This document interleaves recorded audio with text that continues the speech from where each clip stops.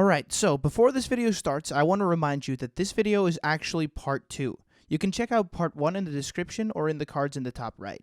If you don't want to miss future content, I highly recommend subscribing and turning notifications on because I've got a lot of cool stuff coming. Alright, on with the video. So, on my quest to review and rank every Toy Story movie, I found out that a lot of people actually agreed with my idea of what a perfect franchise is.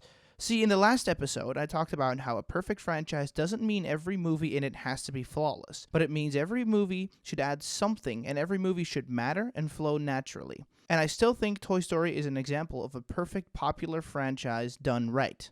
Last time I reviewed Toy Story 1 and 2, and this time I'll review Toy Story 3 and 4. So let's go, movie watchers. Yeah, movie watchers. Let's go, movie watchers. So yeah, let's sit down, grab the Blu-ray, grab our popcorn, and watch Toy Story 3. Okay, so Toy Story 3 is a weird one for me. I know it's a lot of people's favorites, and it's one of the ones I personally grew up with as it came out when I was like 10 or so.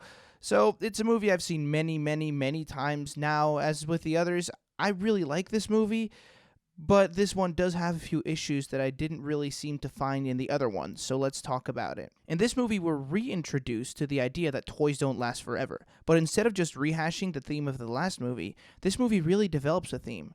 In Toy Story 2, we're ultimately shown that while a toy may not last forever, the toy won't have to worry about that in the short term, and should just be happy. That worked perfectly for that particular movie because it was pretty lighthearted, but it wasn't going to work a second time around. So they took the theme further. They now show us what happens when toys haven't been played with for a while, and even what happens when their owner is getting over them. But with all that, the movie still manages to be exactly what a Toy Story movie should be, a clever animated comedy. There's plenty of clever jokes in this one, from turning Buzz back to his factory setting and having him believe he's a space ranger, to Mr. Tortilla Head, to all the Barbie and Ken stuff. Another thing I realized, this is the third movie in a row now where it features a delusional Buzz. In the first one, Buzz himself doesn't know he's a toy. In the second one, they run into another Buzz toy who doesn't know he's a toy. In the third one, Buzz is now brought back to thinking he's a space ranger, even though it's only temporary. Spanish Buzz is also hilarious and works really well in the moment, but at the end I'm left with a few questions.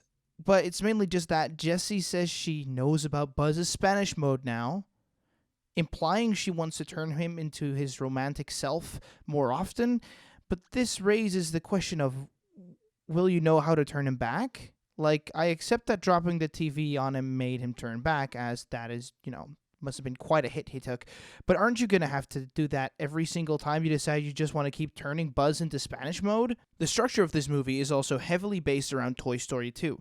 They both feature a villain who seems to be nice when they meet at first, but actually ends up being evil, and they both have kind of a sad backstory. The movie also opens with a fantasy sequence with the toys. First it was a game, now it's Andy's fantasy, and yet again, the movie is about getting back to Andy. Now, does all this similarity bother me?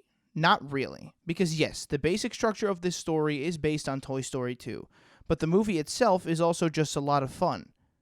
I thought some of the jokes were fantastic. There's finally some real tension in one of these movies, and the ending really feels like a nice conclusion to Andy's contribution to the saga. There's also some genuinely good emotional scenes, especially near the end where the toys are in that fire pit with all the garbage. I remember actually thinking the toys were going to die when I was younger, which is very impressive. Now, let's not forget this movie definitely has over the other two. The animation is absolutely gorgeous. Seriously. By this point, Pixar had almost perfected their animation techniques, and the computers were getting reasonably fast too, so it was going to be a lot better in general. But to this day, I'm still impressed by how far they've come. Just look at Buster at the beginning of the movie. He looks fantastic now. The textures on Lotso are also fantastic. He really looks like a toy that needs to be washed sometime soon. The lighting also looks much improved, and they're now adding more surface detail to the models, showing little imperfections and signs that they didn't have the technology to do before. Now, when the toys are saved by the little green Pizza Planet aliens, it does seem a little cheap. Not that I straight up dislike that, but it just seems like a bit of an easy way to write yourself out of a corner. What I do think is really cool about that is that in the end the roles are now reversed. The little aliens aren't the ones saying, "You saved our lives, we are eternally grateful." Now Mr. Potato Head does, which shows little character growth for him. Look at that. Even the side characters get some growth. Buzz and Jesse's relationship is developed a little more as well. Barbie gets some moments to shine. We're introduced to Bonnie. I think Chuckles is a funny side character. We're introduced to Bonnie's toys. It's revealed that toys do sometimes use our computers when we're not around. All these things are little things that flesh out this world, these characters, and the rules this world follows. But there's one thing that just is so dumb that they could easily have fixed and that I can't get over. Okay, so at the end, at the conveyor belt, everyone is pulled up by the magnets. But then Woody finds out Lotso is stuck and decides to help him. But they tried to lift the golf bag and failed, so Woody took out a golf club to make it lighter. Then the golf club, because it's made out of metal, lifts Woody up. But then Buzz grabs onto it, and so they're heavier, so they don't get lifted up. So far, so good. But then they use that one golf club for the three of them. How are all three of them lighter than just Buzz and Woody? Like, they could so easily have just written slightly different where they all three grab something else, but when you leave it in like this, it just makes no sense. Anyways, besides me having some problems with this movie, it's still a lot of fun. Has many clever, funny ideas, has all the heart of the first two, has incredible animation, and the ending was kind of a beautiful send-off to the character of Andy. So all in all, I still really, really like this movie. It's due to some of its emotional scenes, it's a lot of people's favorite, and I'm glad I own it and that it's a part of my collection, and it's always a lot of fun to watch.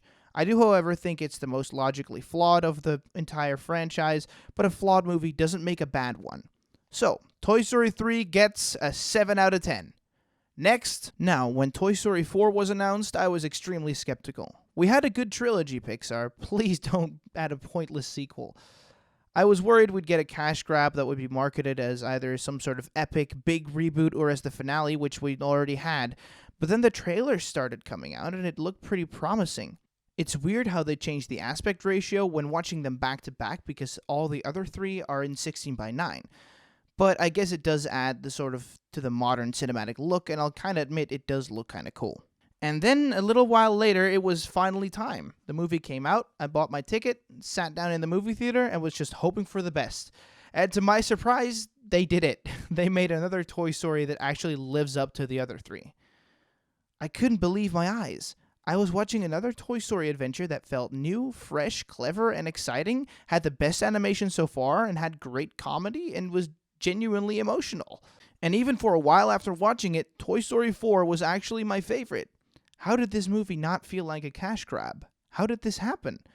Well, they looked at the story and took their time to further develop said story and give the characters within a proper ending.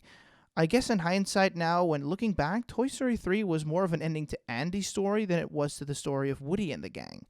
So, Toy Story 4 recognizes that and gives this franchise a genuinely fantastic ending. This really feels like the final part to Woody's character arc. And it made me look back at Toy Story 3 thinking, why did I think the story was done? Woody clearly had some story and character growth left. The movie opens with a gorgeous flashback scene of the day Bo Peep left, and wow, that rain looks absolutely incredible. I seriously couldn't believe my eyes. Somehow, they had leveled up the level of animation even more, and it looks straight up fantastic now.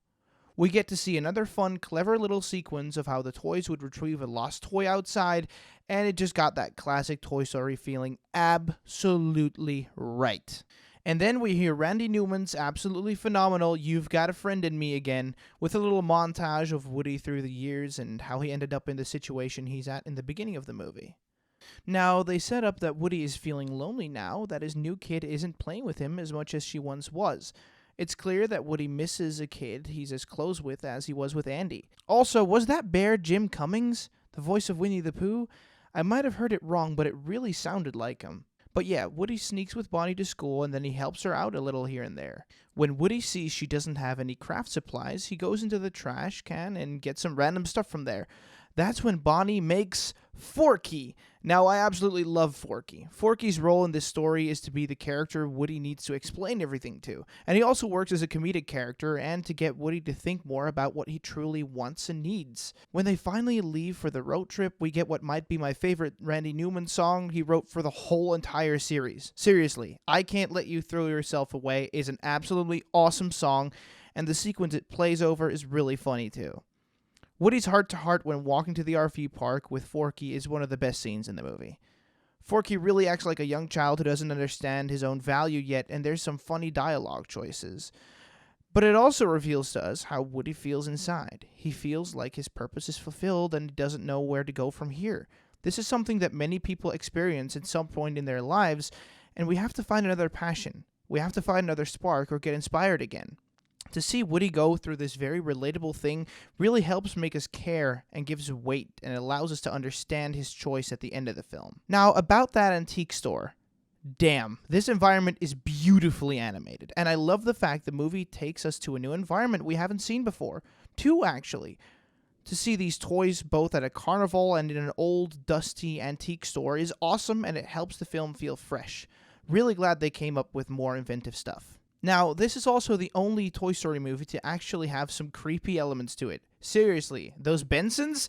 Damn, I was not expecting it, but the way they move is super creepy. I love it. Gabby Gabby is also a great villain. She may in fact be my favorite Toy Story villain. She's also the first Toy Story villain to get a happy ending rather than a comedic one. She really kind of shakes up the formula. And when Woody finally meets Bo Peep again, what a great moment. I love how they made the kid play with both of them and have them meet that way. It's super cool and definitely a fun moment at the theater when watching it with a little bit of a crowd.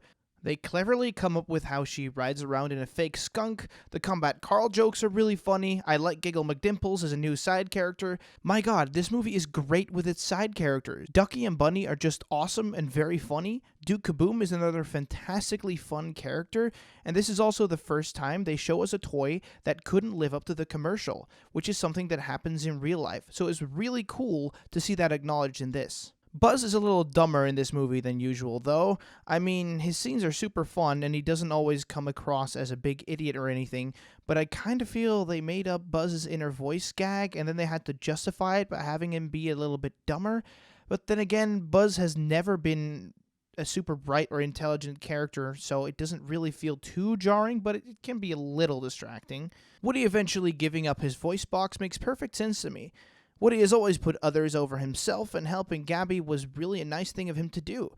Now, I kind of think this is the moment where Woody realized part of him wants to stay with Bo Peep. Even side characters get a resolution, like Duke Kaboom, who actually gets a satisfying conclusion within this movie. It's kind of incredible that they did so much with this movie without having it feel overstuffed or too convenient.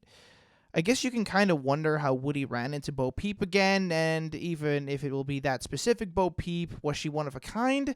That's the one thing I think that doesn't really make sense, but it's fine, as these movies have always had sort of inconsistencies like that. But yeah, all in all, I think Toy Story 4 really manages to wrap up the story properly, and that final goodbye scene is extremely well done, with some great humor with the dad and the police officers. And when they do finally all say goodbye to Woody, it's beautiful. And I love Buzz's line, "He's not lost. Not anymore." And yeah, all in all, this movie really feels like the natural conclusion to the franchise, and I'm super glad it exists, even though I thought at the beginning that we didn't need it. So in the end, I think Toy Story 4 is the perfect conclusion to the franchise. It has everything. The humor, the heart, the cleverness, it has it all. So I don't think it should come as a surprise to anyone that I think this movie is almost as good as Toy Story 2, because Toy Story 4 gets a 9 out of 10. Man, what a blast has it been revisiting this franchise for this review. But as I promised in part 1, I'm going to rank these movies now, and well, you've already seen the grades I give the movies, but I'm still going to rank it, give you guys a little nice and clear conclusion. So in 4th place is a movie I still really, really love. Again, I almost feel bad putting it in last place, but remember, it still added to the story, and it was still a very good movie that I'm very happy to own. But in 4th place is Toy Story 3. In 3rd place is the original 1995 Toy Story. What a blast of a film this is. It has some logical flaws just like Toy Story 3, but I still think it's a great movie that launched a great franchise and reached straight into our hearts. In 2nd place is Toy Story 4. I couldn't think of a better conclusion. What a great surprise this movie was. I almost couldn't believe it when it came out. And in 1st place, not surprising to anyone, is Toy Story 2. A practically perfect animated comedy that hits all the right notes at the right time. I've had a lot of fun making these videos, and I'll be making a lot more videos like it, reviewing movies, both current ones and ones from the past. If you like this one, and you haven't seen part 1, I highly recommend watching it. Now, if you enjoyed this video, please consider subscribing and turning the notifications on. I'll be releasing a lot more content over the next while, and I'm super excited to bring said content to you. Also, quick side note, I've gotten a lot of review requests, and I will get to every single one of them, but it may take some time as I have a very long list of videos I'm still going to do. Okay, see you guys next time.